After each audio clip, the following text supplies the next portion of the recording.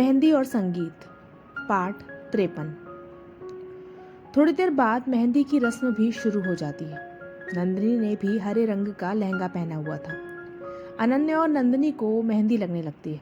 तभी समायरा एक मेहंदी लगाने वाली के पास जाती है जो अनन्या को मेहंदी लगा रही थी।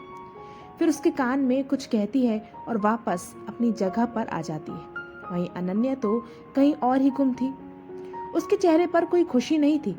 वो चुपचाप बैठी मेहंदी लगवा रही थी। थोड़ी देर बाद दोनों की मेहंदी हो जाती है और आसपास की औरतों का नाच गाना शुरू हो जाता है। वहीं दूसरी तरफ अभिनव अपने ऑफिस में बैठा काम कर रहा था। तभी विराट उसके कैबिन में आता है। आपने बुलाया सर? विराट अंदर आते हुए कहता है तो अभिनव उसे देखकर कहता है, विराट, तुम्हें एक काम दिया था और अब तक उसका रिजल्ट मेरे पास नहीं आया। क्या कर रहे हो? जब शादी हो जाएगी तब उस करण की इन्फो लाकर दोगे क्या?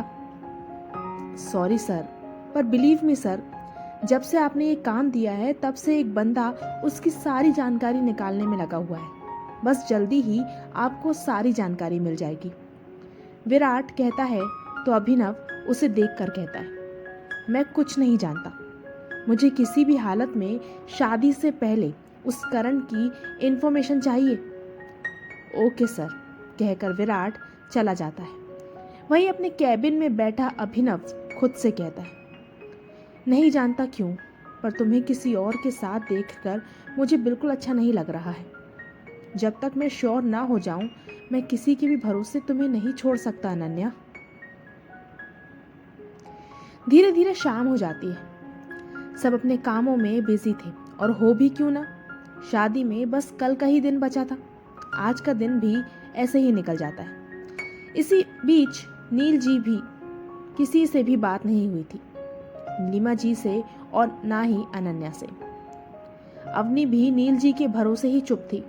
उसे विश्वास था कि नील जी जरूर कुछ ना कुछ करेंगे, पर उसे ये बात नहीं पता थी कि नीलिमा जी ने नील जी को ब्लैकमेल किया है और वो भी अब मजबूर है।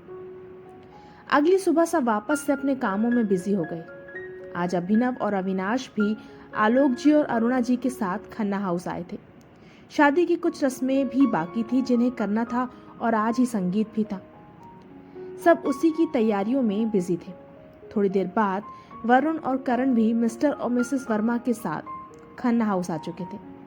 नीलिमा जी ने सबका स्वागत किया। वहीं करण को देखकर नीलिमा जी और नंदिनी को छोड़कर सबका मुंह बन गया। जल्दी ही शाम भी हो गई। गार्डन में ही संगीत होना था तो वहां उसकी पूरी तैयारी हो चुकी थी। अनन्या और नंदिनी को भी गार्डन में लाया गया। दोनों ही बहुत सुंदर लग रहे थे। नील जी की हेल्प करा रहे अभिनव की नजर जब अनन्या पर पड़ी तो वो उसे सारे काम छोड़कर देखने लगा। उसको होश तब आया जब नील जी ने उसे पकड़कर हिलाया। सारे मेहमान भी आ चुके थे। जल्दी ही संगीत शुरू हुआ। सबने खूब डांस किया। वहीं अनन्या और अभिनव तो बस एक दूसरे में खोए रहे। थोड़ी देर बाद अनन्या और करण को स्टेज पर डांस के लिए बुलाया गया। हालांकि अनन्या का मन नहीं था, पर नंदिनी और बाकी सब मेहमान को देखकर वो करण के साथ स्टेज पर चली गई। वहीं अभिनव दोनों को साथ देखकर जलने लगा। उसे बहुत गुस्सा आ रहा था करण को अनन्या के करीब देखकर। गाना शुरू होता है और दोनों डांस करने लगते हैं। करण डांस के बहाने अनन्या के करीब आने लगता है, जिसे देखकर अभिनव गुस्से में अपनी मुट्ठी कस लेता है। वहीं अनन्या करण के जानबूझकर करीब आने से अनकंफर्टेबल होने लगती है। उसे बहुत गुस्सा आ रहा था करण के ऊपर, पर इतने सारे मेहमानों के बीच वो कुछ बोल नहीं पा रही थी। तभी अनन्या अपना पैर जानबूझकर करण के पैरों में मार देती है, जिससे करण गिर जाता है। वहीं अनन्या के इस मूव को देखकर अवनी और पूरी पलटन हंसने लगती है। किसी को भी अनन्या के इस रिएक्शन की उम्मीद नहीं थी। स्टेज पर अनन्या करण को उठाते हुए कहती है, ओ आई एम सो सॉरी करण, मुझे नहीं पता था ऐसा कुछ होगा। करण अनन्या को घूरते देख जैसे ही कुछ कहने वाला होता है, तभी वरुण जो करण को गिरता देख उसकी मदद के लिए आया था, वो अनन्या को कहता है, इट्स ओके अनन्या। फिर करण को लेकर नीचे चला जाता है।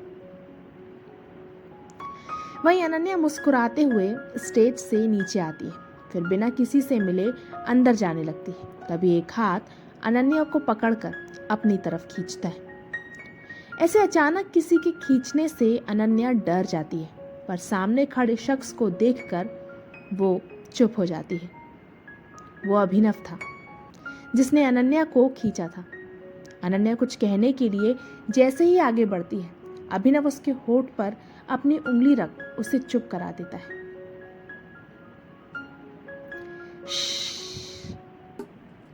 कुछ भी कहने की जरूरत नहीं है। मानना पड़ेगा अनन्या खन्ना, तुम में ये टैलेंट भी है, मुझे नहीं पता था। अभिनव अनन्या की कमर पकड़कर अपने करीब करते हुए कहता है तो अनन्या, जो अभिनव के इतने करीब आने से खुद पर से अपना कंट्रोल खोने लगी थी, वो खुद को संभालते हुए अभिनव से कहती, हाँ तो क्या करती? मुझे नहीं पसंद आ रहा था उसका मेरे करीब आना, इसलिए वो सब किया। और वैसे भी मैं कोई अबला नारी नहीं हूँ जो अपनी खुद की मदद ना कर पाऊँ। वो तो बस सिचुएशन के हिसाब से मैं रिएक्ट करती हूँ। मतलब मेरा तुम्हारे करीब आना तुम्हें पसंद है? अभिनव अनन्या के करीब आकर उसके कान में सरगोशी करते हुए कहता है। तो अनन्या, जो अभिनव की सांसों को अपने गर्दन में महसूस कर अपनी आंखें बंद किए थी, वो अभिनव की बात सुनकर कहती है, नहीं, मेरा वो मतलब नहीं था। ओके, तो मैं भी तुमसे दूर चला जाता हूँ। अभिनव अनन्या से अलग होते हुए कहता है तो अनन्या जल्दी से अभिनव को रोकते हुए कहती है, नहीं, मेरा मतलब ये भी नहीं था। अभिनव मुस्कुराते हुए अनन्या को उसकी कमर से पकड़कर वापस अपनी बाहों में भरते हुए कहता है, तो क्या मतलब था तुम्हारा अनन्या? कहते हुए अनन्या के होठों की तरफ बढ़ने लगता है। अनन्या अभिनव के करीबी को देखकर पिघलने लगती है, पर तभी अभिनव को होश आता है और वो अनन्या को छोड़कर सॉरी कहते हुए बिना अनन्या की तरफ देखे चले जाता है और अनन्या अभिनव को जाते देखने लगती है। उसकी आंखों में आंसू आ जाते हैं और वो अपने रूम में आ जाती है। आज अनन्या को अभिनव का इस तरह उसे छोड़कर जाना अच्छा नहीं लग रहा था। वो अभिनव के करीब रहने से सुकून महसूस कर रही थी, पर वो जानती थी कि वो जो सोच रही है वो गलत है। उसकी शादी करण से हो रही है, ना कि अभिनव से। क्रमशः तो क्या होगा आगे, जानने के लिए पढ़ते रहिए दरमियाँ। तो मिलते हैं अगले पार्ट के साथ। कैसी लग रही है स्टोरीज कमेंट में ज़रूर बताइए। मुझे सब्सक्राइब कीजिए। Bye bye.